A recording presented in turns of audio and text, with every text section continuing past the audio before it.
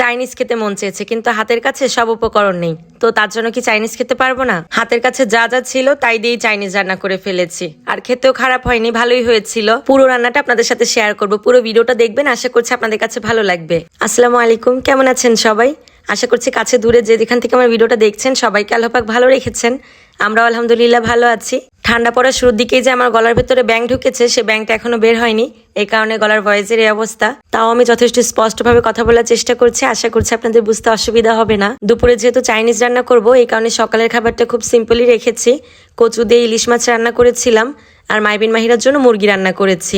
দুপুরে রান্না শুরু করার আগে একটু পেয়ারা মাখা খাবো, এই কারণে পেয়ারাগুলো কুচি কুচি করে কেটে নিয়েছি। তারপর কয়েকটা শুকনা মরিচ ভালো করে হাত দিয়ে ডলে নিয়েছি, এর ভেতরে খানিকটা তেঁতুল দিয়েছি, তারপরে পুরো পেয়ারাটা ভালো করে মাখিয়ে নিয়েছি। হ্যাঁ, একটু লবণও দিয়েছিলাম। দুপুরের দিকে তেঁতুল দিয়ে যে কোনো মাখা খেতে আমার কাছে অনেক বেশি ভালো লাগে। আজকে পেয়ারা মাখাটা অনেক বেশি ঝাল হয়েছিল, চোখ দিয়ে নাক দিয়ে পানি পড়েছে, তারপরেও খেয়েছি। খাওয়া দাওয়া শেষ করে হাঁড়ি পাতিল চুলা যা ছিল সবকিছু নিয়ে বাহিরে চলে আসছি। আমি ঢাকায় থাকতেই ভেবে রেখেছিলাম বাড়িতে গিয়ে আমি ইলেকট্রিকের চুলাটা দিয়ে বাহিরে রান্না করব। বাহিরে বলতে হচ্ছে আমার সিঁড়িতে যে জায়গাটা আছে সেই সিঁড়ির উপরেই আর কি রান্না করতে বসেছি। প্রতিদিন লাকড়ির চুলায় রান্না করা যাবে না, কারণ পাতিল কড়াই কিছুই ভালো থাকে না, সব কালি পড়ে যায়। তবে বাহিরে বসেও যাতে রান্না করা যায় আর একটা পিকনিক ফিলও পাওয়া যায়, এই কারণেই হচ্ছে আমি এই চুলাটা নিয়ে এসেছি। ইন্ডাকশন চুলায় তো সবকিছু সাপোর্ট করবে না, এই কারণে এই চুলায় রান্না করার জন্য আমি আলাদা করে একটা কুকারের সেটও কিনেছি। তো আজকে সবকিছু গুছিয়ে টুছিয়ে নিয়ে বাইরে এসে বসেছি। ভেতর থেকে সব গুছিয়ে নিয়ে এসেছি, কারণ বাইরে বসে শুধু রান্নাটাই করব। আগে ফ্রাইড রাইস রান্না করব, আর এরপরে চিলি চিকেন রান্না করব। তো ফ্রাইড রাইসে দেওয়ার জন্য কিছু সসেস ভেজেছি। সবার আগে একটু রসুন কুচি ভেজে উঠিয়ে রেখেছিলাম, আর এখন কিছু চিকেন ভেজে উঠিয়ে রাখলাম। এবার একটা ডিম ভেজে নিব।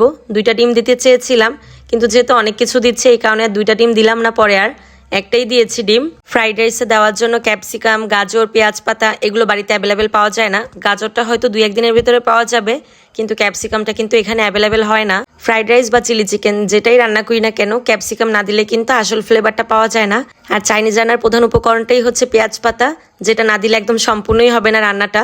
তো কিছু করার নেই, এগুলো যেহেতু হাতের কাছে নেই, যা ছিল সেটা দিয়েই রান্না করে ফেলেছি। চালটা আগে থেকে সিদ্ধ করে রেখেছিলাম, এখন চালটা মিক্সড করে সবকিছুর সাথে ভালো করে মিশিয়ে নিব। রাইসের সাথে সবকিছু ভালো করে মিক্সড করে নেওয়ার পরে এই পর্যায়ে আমি গোলমরিচের গুঁড়া দিয়েছি আর টমেটো সস দিয়েছি। সেই সয়া সসটাও ছিল না, যার কারণে সয়া সস দিতে পারলাম না।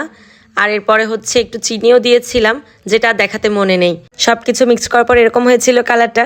এটা কি পুরোপুরি চাইনিজ বলা না গেলেও কিন্তু দেশীয় স্টাইলে চাইনিজ ঠিকই হয়েছে। তো রাইসটা কিন্তু রান্না করা শেষ, আর এদিকে হচ্ছে আমি চিকেন ফ্রাই করে নিচ্ছি। চিলি চিকেন রান্না করব, তো তার আগে হচ্ছে চিকেনটা একটু ভেজে নিচ্ছি। আমি আমার মাইবিন মাহিরাকে খাওয়ানোর জন্য আগে থেকেই চিকেন ফ্রাই প্রিপারেশনটা করে রেখেছিলাম। তো ওখান থেকেই হচ্ছে কয়েক পিস নিয়ে একটু ছোট ছোট করে কেটে নিয়েছি, তারপরে হচ্ছে এরকম করে ভেজে নিলাম।